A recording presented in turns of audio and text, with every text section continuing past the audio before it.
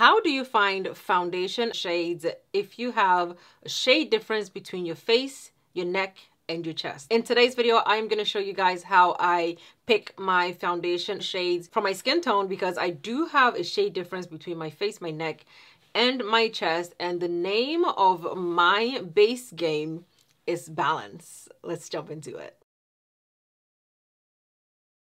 So if you're as dark as me, sometimes you really can't tell your undertone from the conventional methods, such as looking at your wrists for your vein color or looking what color looks good on you, because honey, every color looks good on me, okay? The very best way that I can tell if a foundation matches my skin tone is to go ahead and swatch the foundation. Today I have the Juvia's Place I Am Magic foundations. I have the shade 110, 120, and 130. So looking at the shades on my face, you can see that all three kind of sort of matches a certain part of my face. If you look at 130, you can see that 130 is bright enough to match my chest shade, okay? I am going to exclude 130, okay? Because 130 will make my face too bright, and that in turn would make my neck even darker, right? 110 is deep, but I feel like it's a little too cool for my overall face tone. I'm only left to 120, and 120 on my face, once I blend it in,